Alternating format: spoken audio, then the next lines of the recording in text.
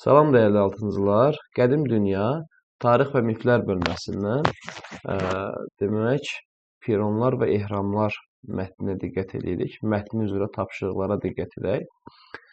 Burada verilib ki, birinci tapşırıqda deyir, sizcə sual işarəsinin yerində hansı ölkənin adı yazılmalıdır? Burada Firon verilib, hieroqlif verilib, papirus və ehram verilib. Tarix fənnindən də məlumatlısınız. Bu anlayışların aid olduğu ölkə aradı Misirdir. Fironlar və ehramlar mətnini mən oxumuram. Bu mətnlə siz yəqin ki, tanışsınız. Sadəcə mətn üzrə tapşırıqları sizlə birlikdə müzakirə edə bilərik. Bizə deyir ki, lüğətin köməyi ilə demək, verilmiş sözlərin mənasına diqqət edək. Yaxşı, ehram nə deməkdir? Deyir ki, qədim Misirdə Fironların nəhəng məqbərəsi, sərdabəsi mənasında işlənir və ya piramida deməkdir. Yaxşı, məqbərə bəs nə deməkdir? Buna da baxaq. Məqbərə qəbirlərin üzərində xüsusi tikili, türbə və ya mavzələ də deyilir. İndi burada fərq nədir? Mətnin birinci abzasında da bu var idi. Türbəni verib qəbir, məzar mənasında verib. Mavzələ necə işlənir? Buna da baxaq. Mavzələdir ki, qəbir üzərində tikilən böyük memarlıq abidəsi və ya türbə. Ümumiyyətlə, bir məqamı burada vurğulamaq lazımdır. Sonra digər tapşırıqlara baxarıq. Burada bir məqam çox vacib məqamdır və diqqət çəkən məqamdır. Nədir o? Məsələn, Avropada yəni mavzələ adlanır. Məsələn, bax, biz deyirik türbə, məqbərə, mavzələ yaxın anlayışlardır axı bir-birinə. Mavzələ Avropada adlanır. Türbə müsəlman şərqində adlandırılır. Elə məqbərə də həmçinin. Piramida, ehram isə bunlar Misirdə, yəni Afrikada belə adlandırılır. Maraqlıdır ki, bu ifadələr yaxın olsalar da bir-birinə işlənmə coğrafiyaları fərqlidir. Yuxarıdakı sözləri hansı hiperonim altında birləşdirmək olar? Hiperonim nə idi? Hiperonim nədir? Ümumi addır, ümumi adlandırmadır. Yəni, biz bu məqamlara yanaşsaq, yəni bu 4 anlayışı birləşdirən ümumi ad nə olacaq? Bunları birləşdirən 4 ümumi ada biz demək necə toxuna bilərik? Necə bunlara ad verə bilərik? Maraqlıdır. Yəni biz məsələn görkəmli şəxsiyyətlərin xatirəsini əbədiləşdirmək məqsədlə onların qəbri üzərində inşa olunan tikilini biz qeyd edirik və burada bir məqamda vurğulayaq ki, xüsusilə şərq və qərb ölkələrində bu tikililərin forması və adları fərqlidir, eyni deyil. Biraz əvvəl bunu toxunduq. Məsələn, Avropada biz mavzələ deyirik, müsəlman şərqində türbə və ya məqbərə deyirik, Misirdə ehram və ya piramida deyirik. Bunları birləşdirən hiperonim isə qəbrüstü abidə adlanacaq.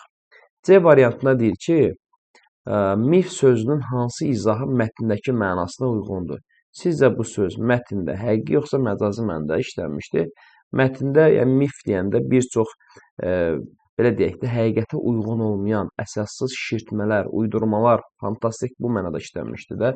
Deməli, əlbəttə ki, məcazi mənada işlənmişi biz götürə bilərik. Aydındır. Davam edək. Növbəti tapşırıqda deyir ki, düşün və cavab ver. Xeops ehramı hansı piramida şəklində tikilmişdir? Mətnə istinad edib cavabımızı əsaslandıraq. Burada bir riyaziyyat fənninə bir inteqrasiya var.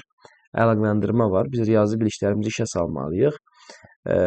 Mətndə Xeops ehramı ilə bağlı hissədə ikinci abzasda belə bir qeyd verilmişdi ki, deyir, demək, baxa da bilərik də biz həmin hissəyə. İkinci abzasa bilən baxaq. Burada deyir ki, ikinci abzasda bizə təqdim olunur ki, deyir, onun kvadrat şəklində olan oturacağı. Belə bir şey verilib burada. Onun kvadrat şəklində olan oturacağının hər bir tərəfi 230 metr uzunluğundadır. Düzdür. 230 metr uzunluğundadır.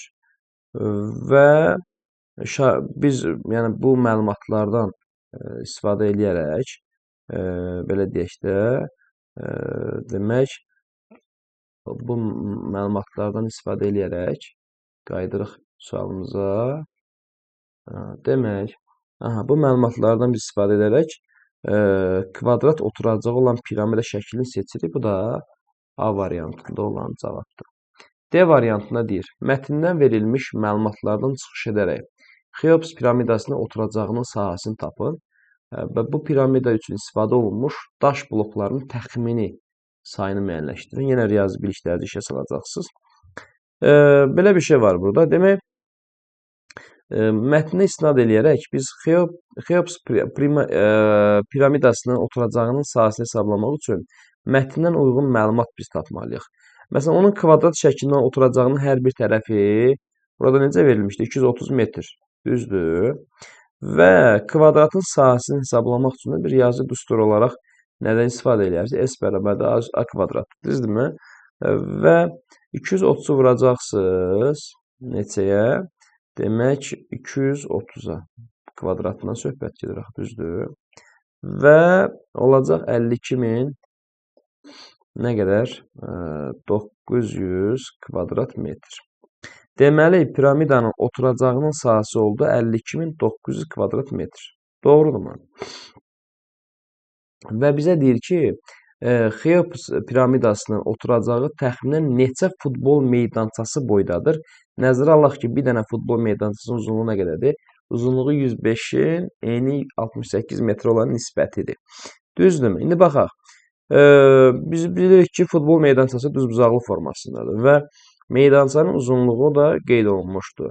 İndi düzbucaqlının sahəsini biz burada hansı düsturla hesablamalıyıq? Demək, S bərabərdir. Demək, AXB düsturda hesablandığından futbol meydançası sahəsini də bu formada, yəni 105-i vurarıq 68-ə, eləcə 7140 kvadrat metr. Düzdür. Və sonra nə etmək lazımdır? 52.000, bayaq artıq tapmışdıq da bunu, düzdür. 52.900 kvadrat metri nəyə bölmək lazımdır? Bunu da bölmək lazımdır 7140-a. Təxminən 7,4 futbol meydançası boyda olacaq piramida. Sonra digər tapşırıqla davam edək. Mətndə hansı suala cavab var? Burada biz C variantı ilə bağlı fikir yürüdə bilərik. Çünki fironların qızıllarını oğurlamaq istəyənlər niyə geri qayıda bilmirlər? Çünki orada yollar elə qurulmuşdu ki, qızılı oğurlayanlar oradan çıxa bilməsin. Düzdür? Və ya acından ölürdülər, azırdılar, oradan çıxa bilmirdilər. Burada diqqət et hissəsinə diqqət edək.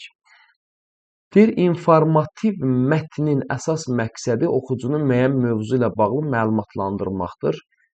İnformativ mətn. Baxın, əgər bir şey var, bəzən bizim elə dərslikdə olsun, elə mətnlər var ki, onlar bədii mətnlərdir. Düzdürmü? Bədii mətn, yəni nağılvari mətn. Düzdür? Hər hansı nəsihətamiz mətn ola bilər. Bunlar bədii mətn, nağılvari mətnlər. Bir də var informativ mətn, yəni informasiya ötürən mətnlər. Belə informasiya verən, məlumat verici mətnlər. Demək, informativ mətnlərdə nə olur? İnformasiya olur, məlumatlar olur, faktlar olur, düzdür? Ona görə də informativ mətnlər əsas məqsəd nədir? Oxucunu məlumatlandırmaq xidmət edir.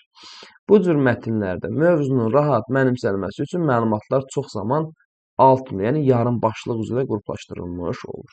İndi biz F variantındakı tapşırığa diqqət edək və yeri gəlmişkən bizim bu mətnimizdə elə informativ mətndir, məlumat verici mətndir. Yəni, fironlar, daha doğrusu onlarla bağlı piramidalar haqqında məlumat verir. Mətnin ulduz işarələri ilə ayrılmış hissələrini məzmuna uyğun yarımbaşlıqlarla adlandırın. Sizcə bu mətnə başqa hansı yarımbaşlıqlar əlavə etmək olardı? Ulduz işarəsi qoyulmuş hissələrə baxaq. Demək, bu formadadır da, səhv eləmirəmsə. Burada ulduz işarəsi qoyulan bura qədər. Bura nə ad vermək olar? Xeops ehramı. Verə bilərik də, düzdür. Sonra. Məsələn, belə deyək də, yarım başlıq formasında. Xeops ehramı. Sonra növbəti bir başlıq. Bura nə vermək olar? Fironların dəfni. Bunu vermək olar. Mumiyalanmaqdan söhbət gedirdi. Bu hissəyə nə başlıq vermək olar? Ehramların yəni tədqiqi araşdırılması məsələsi. Aydındır. Bu formada yarımbaşlıqlar vermək olar. Sonra növbəti tapşırığımız. Mətndə müəllif mövzu ilə bağlı hansı mübahisəli məsələlərə toxunur? O həmin məsələlərə özü fikir bildirirmi? Mətnin müvafiq hissələrinə istinad elə, yəni onlara əsaslan və sualın cavabını bəli, yəni qeyd et. Burada diqqət etsək, ehramların tədqiqi zamanı baş verən qeyri-adi hadisələrdən danışılırdı. Bu hadisələrin hələ də belə deyək də, dünya elmi üçün qaranlıq olduğu, yəni müəmmalı qalması, sirli qalması göstərilirdi. Lakin mətndə müəllifin münasibətini biz hiss etmirik. Çünki belə mətn nədir? Mətnlər informativ mətn hesab olunur. Və burada növbəti tapşırığımız nədir? Dünyanın 7 möcüzəsi haqqında araşdırma aparın. Araşdırmalarınız əsasında informativ mətn hazırlayın və təqdim edin. Burada dünyanın 7 möcüzəsi verilib. Artemis məbədidir, Halikarnas mavzoleyidir, İskəndəriyyə mayakıdır, Babil dağları, Rodos nəhəngi və Olimpiles Zevsin heykəlidir. Bunlar arasında təqdimat internetdən toplayaraq məlumatlar və təqdimatlar hazırlamış olacaqsınız. Və bu bizim növbəti mətnimizdir. Misir hökmdarları hansı titulu daşıyıblar? Bunun haqqında biz növbəti dərsdə danışarıq.